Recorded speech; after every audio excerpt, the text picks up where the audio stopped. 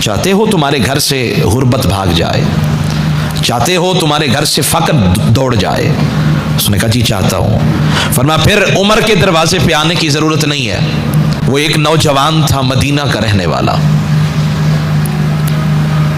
روزانہ فجر کی نماز مسجد نبوی میں پڑھتا، اور پھر وہ فوراً امیر المؤمنین حضرت سیدنا فاروق اعظم کے دروازے پہ آ کے بیٹھ جاتا۔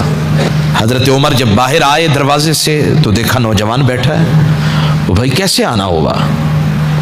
وہ آگے سے کہنے لگا حضور میرے گھر میں غربت ہے، فقر ہے، مہربانی کر دیں، مجھے کچھ دے دیں تاکہ میں اپنے گھر کا نظام چلاؤں۔ حضرت عمر رضی اللہ عنہ نے دے دیا۔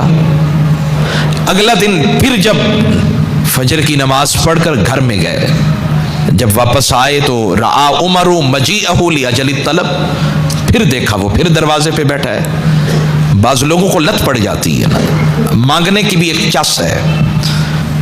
تو حضرت عمر نے دیکھا کہ وہ بار بار حضرت عمر کے دروازے پہ آ کے بیٹھ جاتا ہے، تو حضرت عمر جلالی تھے، جلال میں آ گئے۔ فرمانے لگے وہ بھائی روزانہ ہی آ جاتے ہو، ٹھیک ٹھاک ہو، چنگے بھلے ہو، کما سکتے ہو، محنت کر سکتے ہو، اور یہ جملہ ضائع نہ کیجیے گا۔ حضرت عمر کہنے لگے اذهب، چاہتے ہو تمہارے گھر سے غربت بھاگ جائے؟ چاہتے ہو تمہارے گھر سے فقر دوڑ جائے؟ اس نے کہا جی چاہتا ہوں۔ فرمایا پھر عمر کے دروازے پہ آنے کی ضرورت نہیں ہے، تم میرے دروازے پہ آئے ہو اور میں تمہیں اس کا دروازہ دکھاتا ہوں جس سے عمر بھی خود مانگتا ہے۔ اذهب فتعلم القرآن، اگر چاہتے ہو دنیا میں سب سے بڑے امیر بن جاؤ تو پھر کہیں جانے کی ضرورت نہیں، عمر کا دروازہ کھٹکھٹانے کی ضرورت بھی نہیں ہے، جاؤ قرآن سیکھو۔ جب تم قرآن سیکھ لوگے نا فَإِنَّهُ سَيُغْنِيكَ ام باب عمر، یہ قرآن تمہیں عمر کے دروازے سے مستغنی کر دے گا، بے نیاز کر دے گا، قرآن تمہیں اتنا امیر کر دے گا۔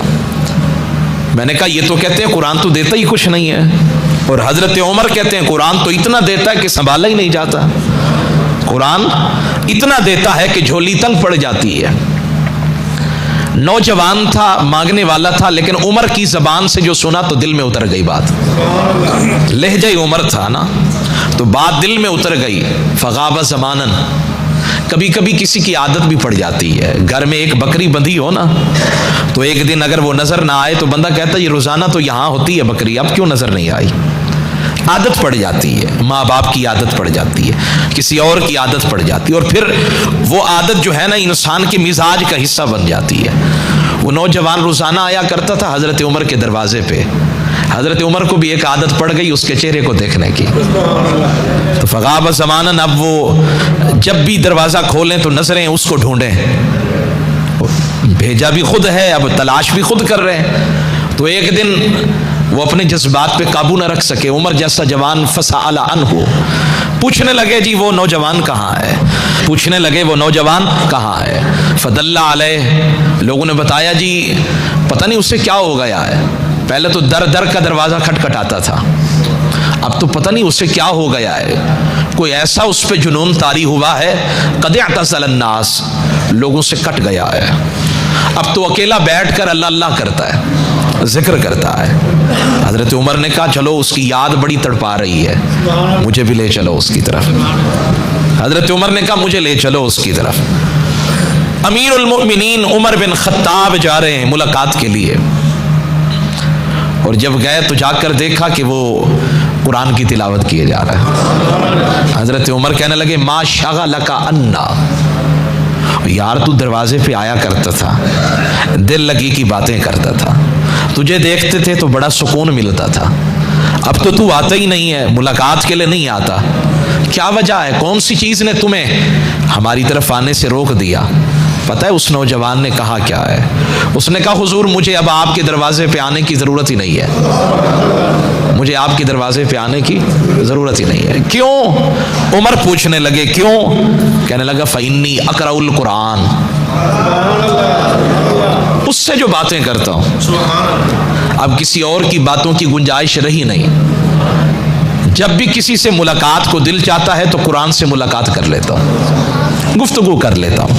فَإِنِّي أَقْرَأُ الْقُرْآنَ، میں قرآن پڑھتا ہوں، اغنانی عن عمر وعن آل عمر، اس قرآن نے مجھے عمر کے دروازے سے، عمر کی آل سے بے نیاز کر دیا ہے۔ حضرت عمر میں بھی جستجو کا ایک جہان آباد تھا۔ کہنے لگے جی بتائیں تو صحیح، قرآن جو پڑھا، اتنے وقت سے قرآن سے یاری لگائی ہے، ما وجدت فیہ، پھر قرآن نے تمہیں دیا کیا ہے؟ ہم بھی تو کہتے ہیں نا جی مولوی صاحب ہیں، 15,000 تنخواہ ہے، مولوی بن کے تجھے کیا ملے گا؟ 20,000 تنخواہ ملے گی۔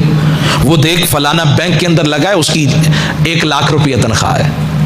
مولوی صاحب کی 20,000 تنخواہ ہے، پورا مہینہ گزار کر بھی پھر بھی پیسے کچھ نہ کچھ وہ بچا کے رکھتا ہے، اور جو 1 لاکھ روپے جس کی تنخواہ ہے نا، وہ مہینہ بعد میں گزرتا ہے، قرضہ اس کے سر پہ پہلے چڑھ جاتا ہے۔